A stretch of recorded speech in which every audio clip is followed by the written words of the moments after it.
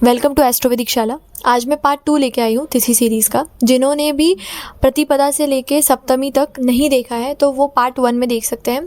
आज मैं अष्टमी से लेके चतुर्दशी तक डिस्कस करूँगी। पूर्णिमा और अमावस्या के बारे में भी हम डिस्कस करेंगे, जो बची हुई तिथि है उनके बारे में। तो सबसे पहले तो अष्टमी तिथि। अब अष्टमी तिथि जो होती है, 8th तिथि, बेसिकली इनकी जो देवी है वो त्वरिता है। त्वरिता देवी बहुत ज़्यादा, जैसे कि नाम भी है इनका, तो ये बहुत ज़्यादा फास्ट मूविंग है, यानी बहुत ज़्यादा जल्दी रिजल्ट देने वाली होती है। अगर आप इनको प्रसन्न करने जाते हो तो ये बहुत ही जल्दी रिएक्ट करती है। तो उसी तरीके से अगर अष्टमी के दिन कोई व्रत रखता है या कुछ भी चीज़ें करते हैं, अगर कोई भी प्रॉब्लम हो तो अष्टमी के दिन बहुत ही जल्दी उसका रिज़ल्ट मिलता है, क्योंकि उनकी देवी खुद बहुत ही ज़्यादा फास्ट और क्विक रिज़ल्ट देती है।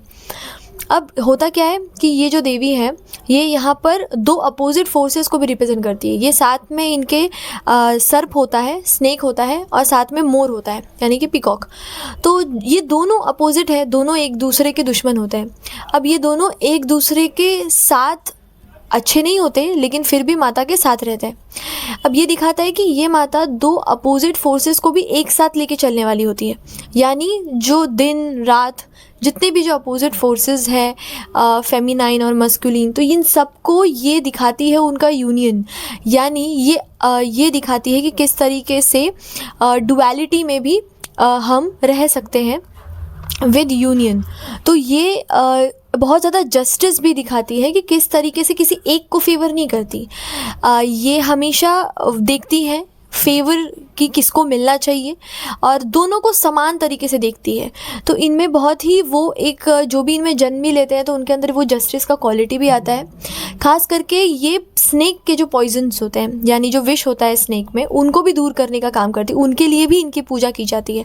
खास करके जब देवी का ऐसा संग्राम था जहाँ पर बहुत ही जल्दी रिजल्ट चाहिए था, तब ये आई थी ताकि ये बहुत जल्दी उसे ख़त्म कर सके। तो इनका आवाहन भी इसलिए किया जाता है जब बहुत जल्दी कोई रिज़ल्ट चाहिए होता है। तो जो भी इस अष्टमी के दिन पैदा होते हैं उनके अंदर ना एक क्वालिटी ये होती है कि ये बहुत ज़्यादा प्लानिंग नहीं करते, बहुत ही इनका रिएक्शन इंस्टेंट होता है। इनको इंस्टेंटली फील होता है कि इन्हें क्या करना चाहिए, और वो उस फीलिंग के साथ जाते हैं और इंस्टेंटली करते हैं। कोई प्लानिंग प्लॉटिंग करके इनकी काम होती नहीं है। और ये बहुत ज़्यादा पेशेंस नहीं होता इनमें, क्योंकि ये बहुत ही ज़्यादा जल्दी चीज़ों को करते हैं और पेशेंस लेवल कम देखा जाता है। अब यहाँ पर ये होता है कि इनके लाइफ में बहुत ज़्यादा सडन इवेंट्स होंगे, कि कभी कुछ हो गया, अचानक से चीज़ें हो गई। मतलब इनको मौका नहीं मिलेगा कई बार समझने का भी कि क्या हो रहा है इनके साथ। अब इनको ना अच्छा नहीं लगता जब कोई इनको बहुत ज़्यादा कंट्रोल करने वाला हो। मतलब इन्हें इंडिपेंडेंस अपनी बहुत प्यारी होती है। अब अगर ये बहुत ज़्यादा नेगेटिव वे में वर्क करने लगा, जैसे अगर यहाँ पे इन चंद्रमा पीड़ित हो, अच्छे से प्लेस ना हो, और अगर ये कहीं से भी नेगेटिवली अगर ये पर्सन वर्क करते हैं तो ये बहुत ज़्यादा रेस्टलेस नेचर दिखाते हैं। यानी जो बहुत ही अंदर से शांत नहीं है, इनको बहुत चीज़ें जल्दी करनी होती है, जल्दी चाहिए होता है। और इनको एंजाइटी, यानी ये फ्यूचर के बारे में सोच के भी बहुत टेंशन लेते हैं। ये सारी चीज़ें भी इनके साथ होती है। और ख़ास करके बहुत ही इम्पल्सिव डिसीजंस ले लेते हैं, बहुत गुस्से में ले लेते हैं कई बार, अगर ये नेगेटिवली वर्क कर रहा हो तो।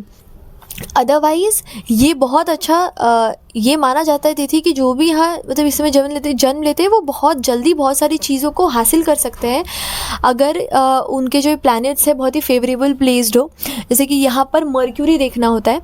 अब मर्क्यूरी इसलिए क्योंकि मर्क्यूरी प्लैनेट यहाँ इंपॉर्टेंट इसलिए है क्योंकि बहुत ज़्यादा जो जल्दी चलने वाला जो प्लैनेट है, स्विफ्ट जिनको बोलते हैं, वो मर्क्यूरी है। उसका अगर हम जियोसेंट्रिक वे में ना देखें, ठीक है, और जियोसेंट्रिक वे में ना देख के अगर हम सन के अराउंड जो घूमते हैं उनको देखें, तो ये मर्क्यूरी ही है जो सबसे ज़्यादा स्विफ्ट है। तो मर्क्यूरी बहुत जल्दी क्विक थिंकिंग, क्विक इंटेलिजेंस दिखाता है। और अगर ये इनके कुंडली में अच्छा होता है तो ये दिखाता है कि किस तरीके से ये लोग बहुत जल्दी बहुत सही तरीके से इनका पर्पस ये फुलफ़िल कर पाते हैं। और एक और रीज़न भी है कि जिस तरीके से ये माता पॉइज़न को भी स्नेक के पॉइज़न को भी ख़त्म करती हैं, वैसे ही मर्क्यूरी का भी एक नेचर ये होता है कि अगर आप मर्क्यूरी मेटल देखोगे तो उसमें उसको बेसिकली सॉलिडिफाई करके फिर पॉइजन से उनको मेडिसिन के रूप में बनाया जाता है। तो यहाँ पर भी किस तरीके से पॉइजन को ख़त्म करती है, और इसीलिए मर्क्यूरी भी यहाँ पर रिप्रेजेंट होता है। इसीलिए जब भी ये देखें कि अष्टमी तिथि में जन्म हुआ है तो मर्क्यूरी को ज़रूर देखें चार्ट में कि मर्क्यूरी कैसा प्लेस्ड है। अगर वो अच्छा प्लेस्ड है, और मून तो देखना ही है बिकॉज ये हम लूनार फेजेस देख रहे हैं, तो चंद्रमा का अच्छा होना बहुत ज़रूरी है। अपने मित्रों के साथ होना ज़रूरी है। अगर ये अच्छा होगा तो ये बहुत ही फेवरेबल वर्क करेगा आपके लिए। अब जो अगली तिथि है वो है नवमी, 9 तिथि, और इनकी जो देवी है वो है कुल सुंदरी। अब जो कुल सुंदरी है, इनके नाम से क्या समझ में आता है, जो कुल में सबसे सुंदर हो, पर इसका मीनिंग थोड़ा अलग है। जब हम देवी की बात करते हैं, यहाँ पर कुल सुंदरी का मतलब है, एक होता है कुल, एक होता है अकुल।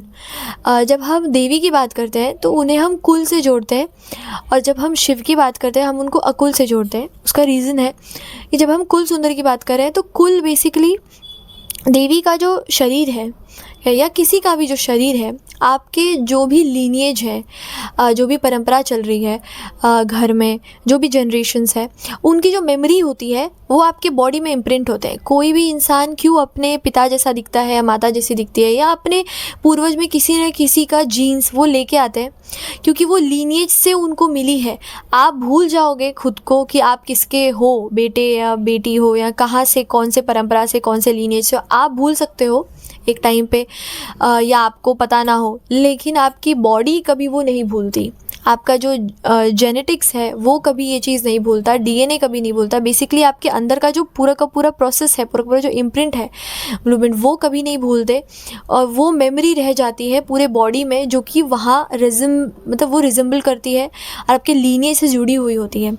तो ये दिखाता है कि जब हम कुल सुंदरी की बात करते हैं ना, तो वो बताया जाता है कि अंदर की बात हो रही है, क्योंकि आपका शरीर ही, आपका मन ही कुल को रिप्रेजेंट कर रहा होता है। आप वो जीन लेके आए हो, तो ये दिखाता है कि अंदर से आप कितने सुंदर हो, आपका लीनिएज कितना सुंदर है, आपका जेनेटिक्स, आपका जनरेशन कितना सुंदर है।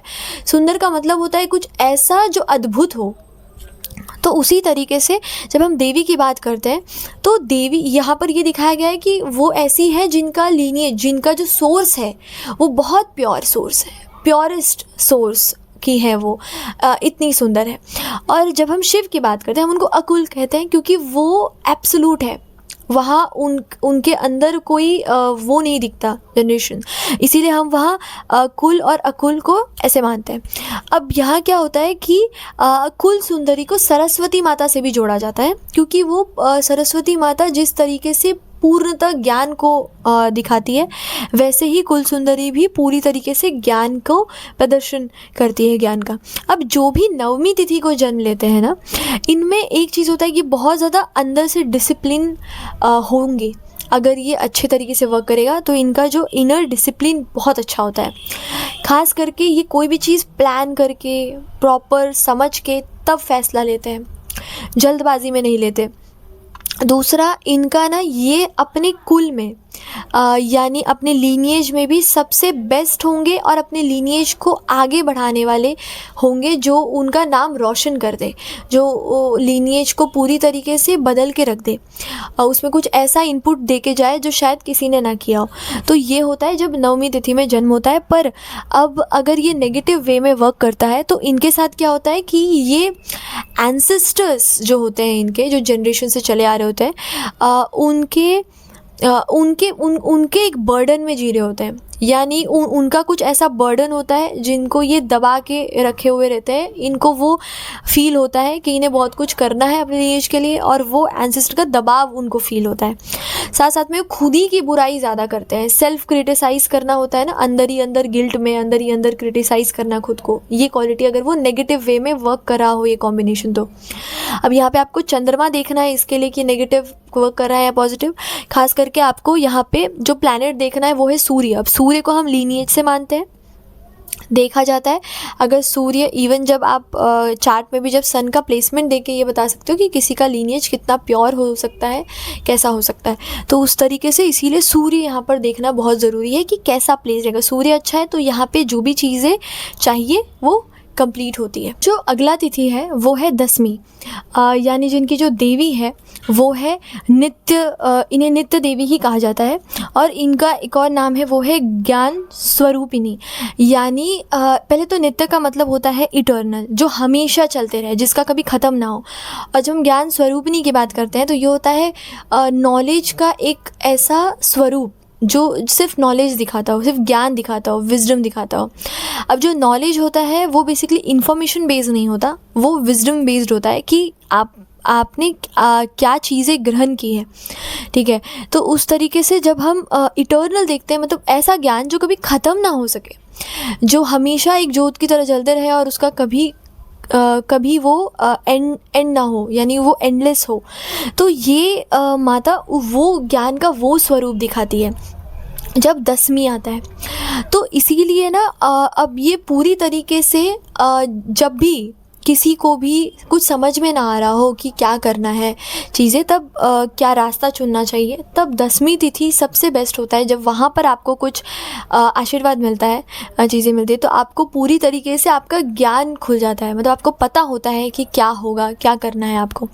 अब जिनका भी जन्म इस तिथि में हो जाता है तो वो लोगों के साथ क्या होता है कि इन लोगों को सबसे पहले तो इनके इंट्यूशन बहुत स्ट्रांग होते हैं, इसीलिए इनको अपने इंट्यूशन पर भरोसा करना चाहिए। इन्हें किसी और से ज़्यादा खुद के इंट्यूशन पे भरोसा कर लेना चाहिए, क्योंकि ये जो इनको फील होता है उन चीज़ों में सच्चाई होती है। खास करके इनको ये बहुत ज़्यादा अंडरस्टैंडिंग भी होते हैं, लोगों को समझते हैं, लोगों की बातों को भी समझते हैं। खास करके ये एक गुरु गाइड हो सकते हैं, लोगों को एडवाइस बहुत अच्छा करते हैं, मतलब बहुत अच्छे गुरु दसवीं में पैदा होते हुए दिखते हैं, यानी जो लोगों को सही रास्ता दिखा सके, सही मार्ग पे लेके जा सके। और ये जो होता है ना, ये बहुत ज़्यादा इंडिपेंडेंट सोचते हैं, इन्हें बहुत डिपेंडेंसी पसंद नहीं होता, इन्हें खुद का कुछ चीज़ें पसंद होती है कि ये फ्री होके चीज़ें कर पाए। अब क्या होता है ना, इतनी ज़्यादा जब कई बार ज्ञान हो जाता है या विजडम हो जाता है तो इंसान कंफ्यूज्ड भी हो जाता है, तो इन्हें बहुत सारे चॉइसेस में ये कंफ्यूज्ड रह सकते हैं बिकॉज ऑफ इतना सब कुछ विजडम होने के वजह से। अब जब ये बहुत ज़्यादा नेगेटिव वे में जब ये वर्क करने लग जाता है, ठीक है, तब इनका ये रिज़ल्ट होता है कि इनको ईगो हो सकता है, क्योंकि जहाँ ज्ञान है वहाँ अगर ये नेगेटिव वे में वर्क किया तो ये ज्ञान का ही घमंड दे सकता है इन्हें। इसीलिए बहुत ज़रूरी है कि जिनका भी जन्म दसवीं तिथि को हुआ हो तो उनको ईगो ना हो, ये उन्हें मेक श्योर करने की ज़रूरत है।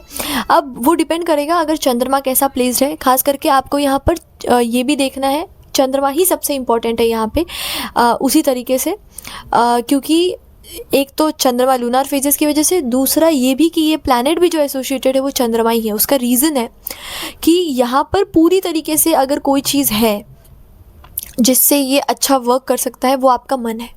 अगर आपका यहाँ पर मन सही हुआ, यानी चंद्रमा सही जगह पे प्लेस्ड है, चंद्रमा अच्छा है, तो ये आपको आपका पर्पस फुलफ़िल कर देगा। अगर आपका दसवीं में जन्म हुआ है तो आपको मेक श्योर करना है कि आप अपने चंद्रमा को फेवरेबल बना के रखो, यानी आपको जितना ज़्यादा हो सके इन लोगों को मेडिटेशन, इन लोगों को ध्यान करते रहना चाहिए।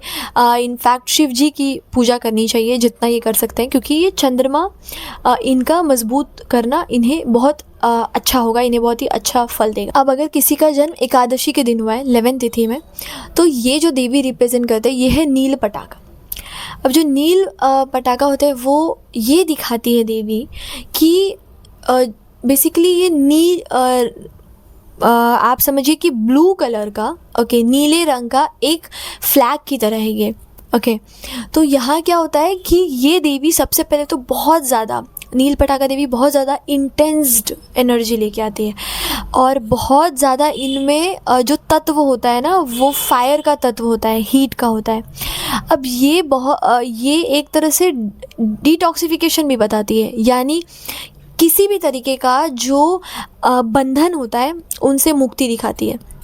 यानी अगर किसी का जन्म एकादशी में है तो ये एकादशी तिथि खुद में ये दिखाता है कि किस तरीके से आप बंधन से मुक्त हो सकते हो, क्योंकि ये तिथि खुद वो रूल करती है कि बॉन्डेज निकालना यानी बंधन से मुक्त करना।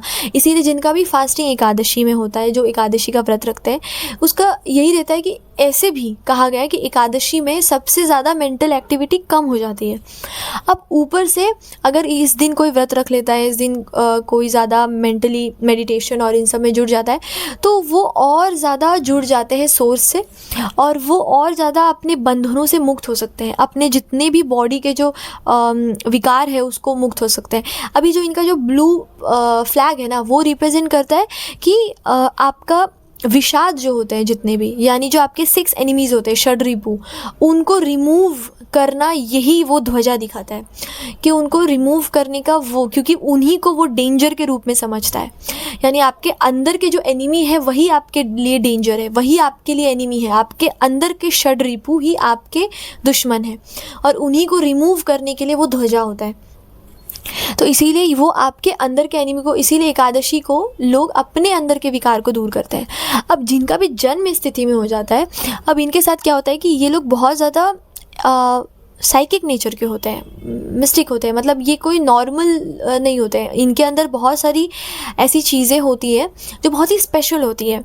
इनके थॉट प्रोसेस भी बहुत अलग होते हैं नॉर्मल लोगों से, और ये बहुत ज़्यादा लोगों के लिए मतलब प्रोटेक्टिव भी होते हैं। इनका नेचर खुद प्रोटेक्टिव होता है लोगों के लिए, लोगों को प्रोटेक्ट करना।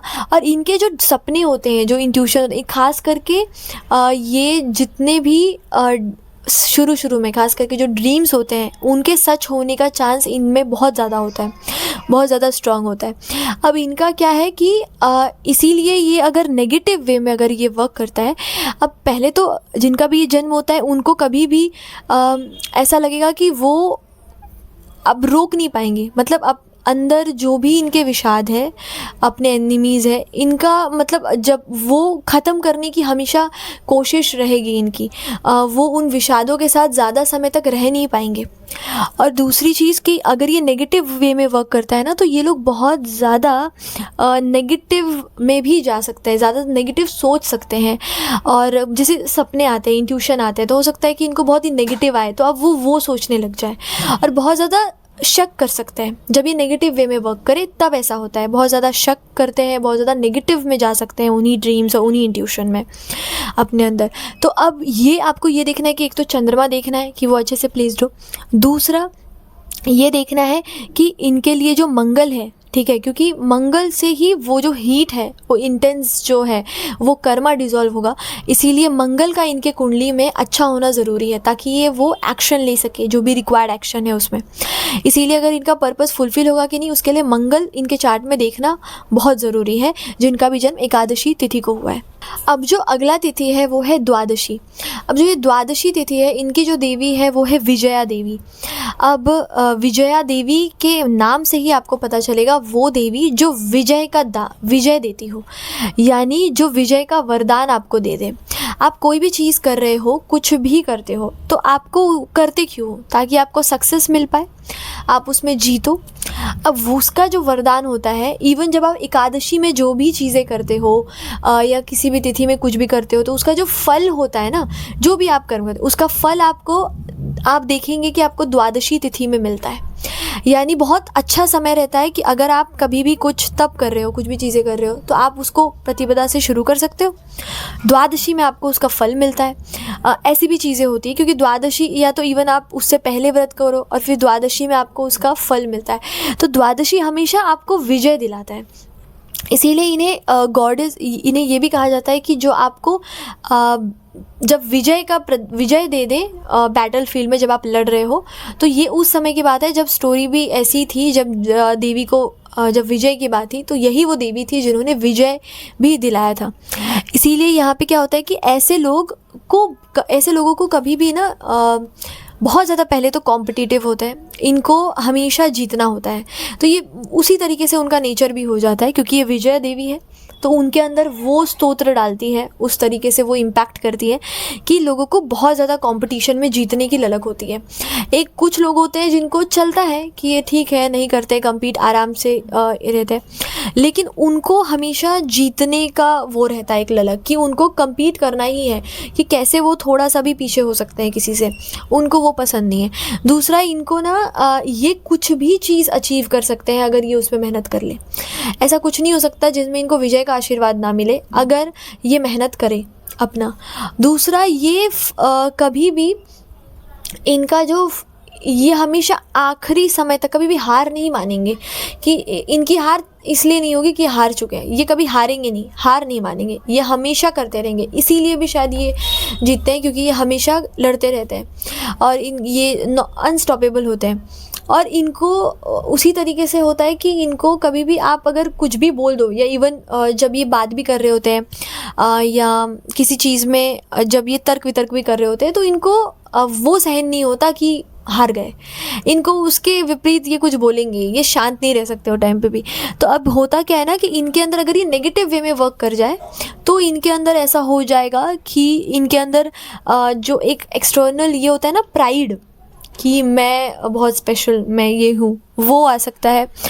ये बहुत ज़्यादा नेगेटिव भी जा सकते हैं। नेगेटिव इन का सेंस मेरा ये है कहने का कि किसी को हराने के लिए किसी भी हद तक चले गए, ये ऐसा हो सकता है जब ये बहुत ज़्यादा नेगेटिव वे में वर्क करे।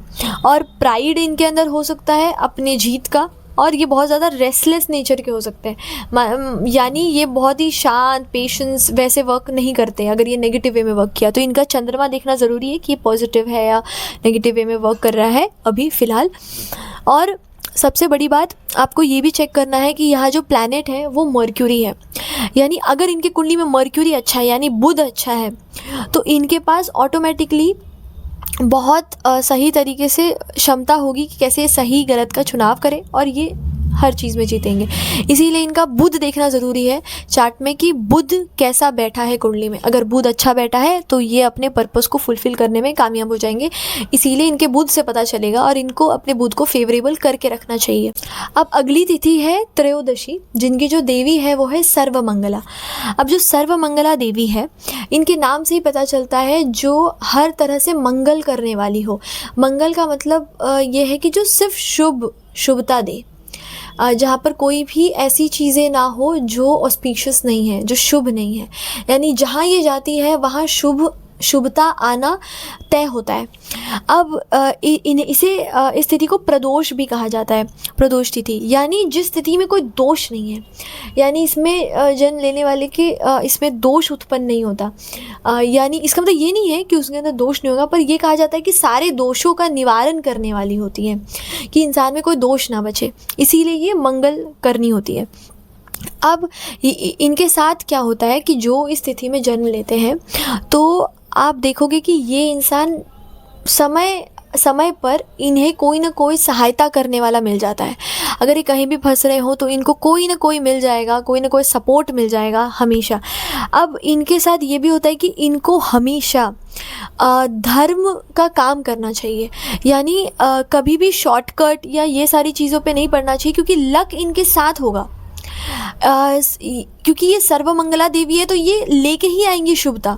बस इन्हें डरना नहीं चाहिए और इन्हें करना चाहिए जो ये करना चाहते हैं, धर्म का काम करना चाहिए। वहाँ पर इनका भाग्य इनको सपोर्ट ज़रूर करता है जब ये धर्म का काम करते हैं। और इनका जो एनर्जी होता है ना, वो बहुत ज़्यादा लोग लेते हैं, मतलब ये अब जहाँ जाते हैं वहाँ शुभता लेके जाते हैं। जिनका भी जन्म त्रयोदशी में होता है, ये जहाँ जाएंगे उन लोगों के लिए बेनिफिट होगा, लोगों के लिए बेनिफिट होगा, लोगों को इनसे बहुत फ़ायदे होंगे।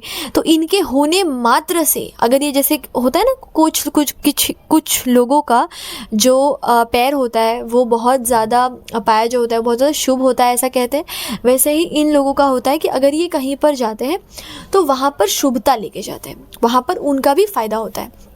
अब जब ये नेगेटिव वे में वर्क करते हैं ना, तो क्या होता है कि बस इतनी सी चीज़ें होती हैं कि अगर चंद्रमा पीड़ित हो ये, तो ये होता है कि ये लोगों को नेगेटिव मतलब जैसे कि कुछ बहुत ज़्यादा सेंसिटिव होंगे, इसीलिए लोगों का जो ऑरा है ये इनको हर्ट कर सकता है। यानी दूसरों के लिए तो ये लेके जा रहे हैं शुभ, लेकिन ये खुद शायद उनसे नेगेटिविटी लेके आ जाए।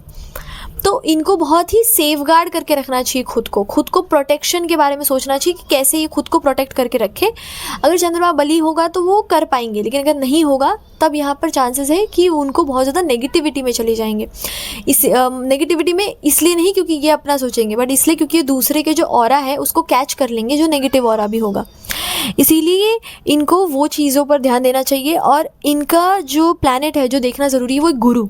अगर गुरु इनके चार्ट में अच्छा है ना तो इनको हमेशा कहीं ना कहीं से सपोर्ट मिलेगा, हमेशा इन्हें सही गाइडेंस मिलेगा, ये अपने आप को सेफगार्ड भी कर पाएंगे। इसीलिए इनका गुरु जितना अच्छा होगा चार्ट में इनको प्रोटेक्शन मिल जाएगा, ये अपना काम जो है फुलफ़िल कर पाएंगे, क्योंकि ये वही है कि गुरु से ही इनको चीज़ें, इसीलिए इनको गुरु को फेवरेबल रखना चाहिए जो जिनका भी जन्म त्रयोदशी तिथि में हुआ है।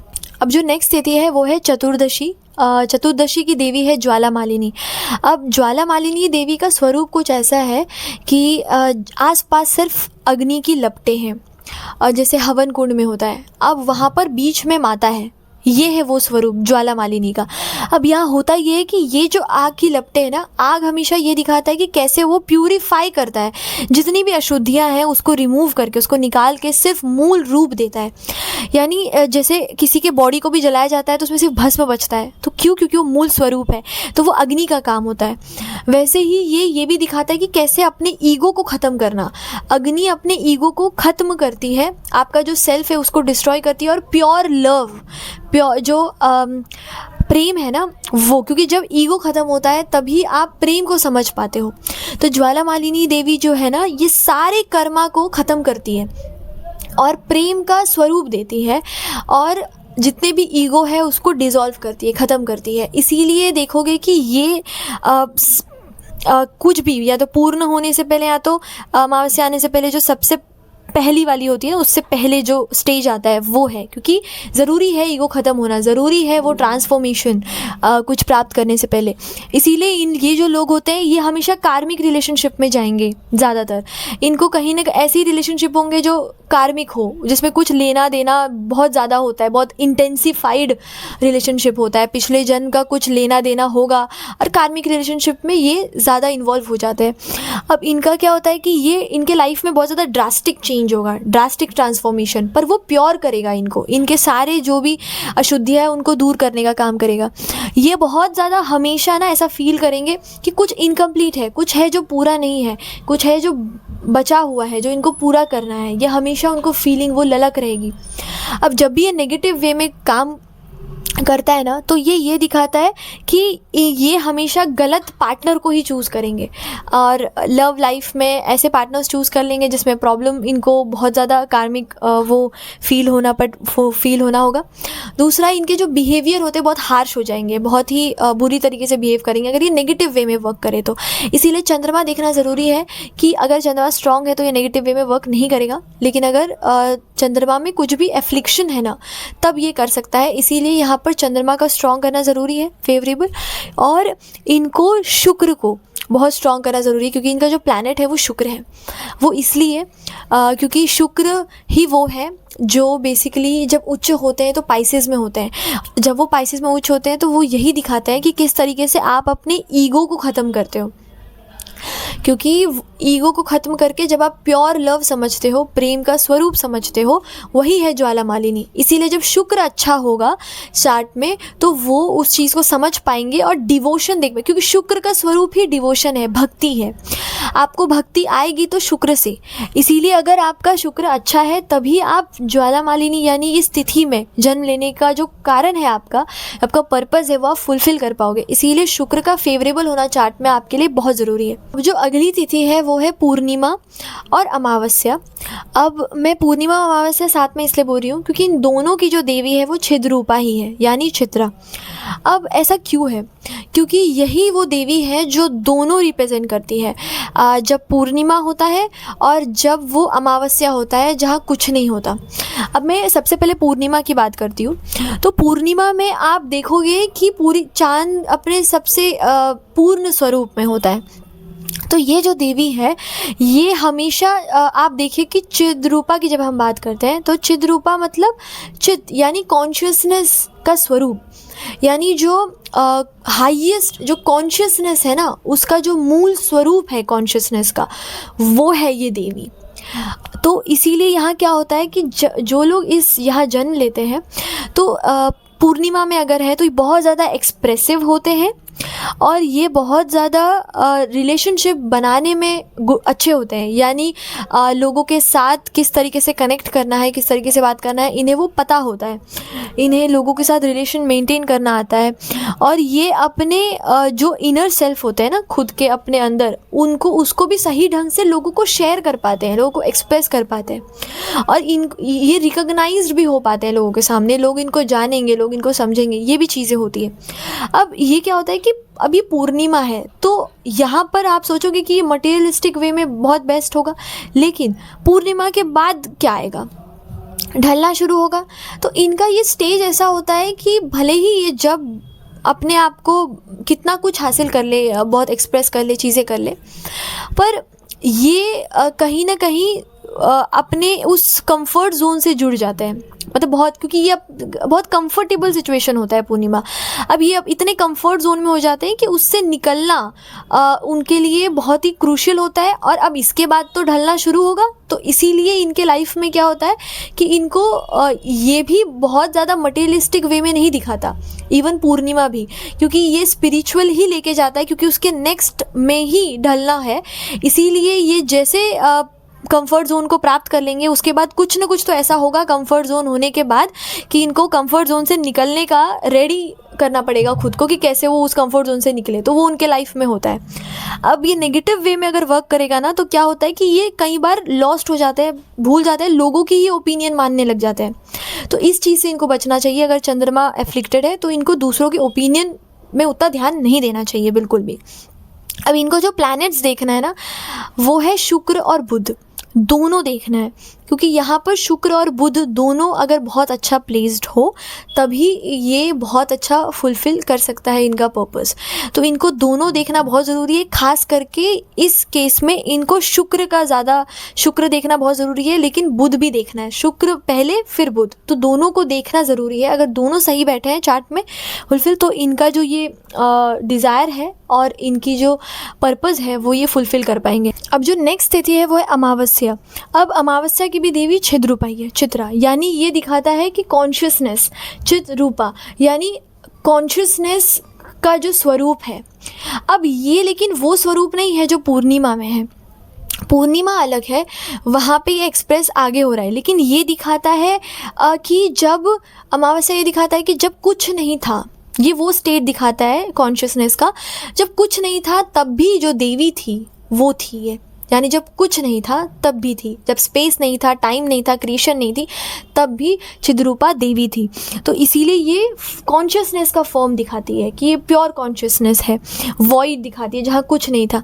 अब जब ये आप देखोगे ना कि जब कोई अमावस्या में जन्म होता है तो उनका जो गहराई होती है उनके अंदर वो बहुत ज़्यादा होती है, बहुत डीप होते हैं, और ये बहुत ज़्यादा पीछे से काम करते हैं, बहुत काम करते हैं, एक्सप्रेस करते हैं, लेकिन ये ज़्यादातर पीछे से, क्योंकि इनके इंटरनल ही बहुत सारी चीज़ें चल रही होती है कि ये एक्सप्रेसिव होते हैं, मैंने देखा है इन्हें एक्सप्रेस करते हुए, लेकिन ये इतना ज़्यादा अंदर इनके चल रहा होता है चीज़ें कि ये कई बार बहुत कुछ, सब कुछ नहीं बता पाते जो इनके अंदर है, सब कुछ ये नहीं बता पाते, क्योंकि बहुत लोग इनको समझेंगे ही नहीं, वो प्रॉब्लम होता है इसीलिए। लेकिन इनके अंदर बहुत कुछ होता है, बहुत सारे सीक्रेट्स होते हैं जो इनके अंदर होते हैं, बहुत सारी ऐसी चीज़ें होती हैं जो ऑलरेडी सोच के बैठे होते हैं, जो कोई इंसान डाल रहा होता है, बता रहा होता है चीज़ें, और बहुत बड़े बड़े लोग, और ये वो चीज़ें ऑलरेडी सोच रहे होते हैं, तो इन्हें ऐसा लगता है कि ये तो मैं सोच ही रहा था। तो इनकी वो चीज़ें होती है कि ये वो बड़ी बड़ी चीज़ें भी सोच लेते हैं, बस वो चीज़ें ये मतलब इन्हें उनकी चीज़ें ये सारी सच होती है, सही होती है, बस उन्हें पता चलता है कि जो ये बोल रहे हैं वो मैं पहले से सोच रहा था।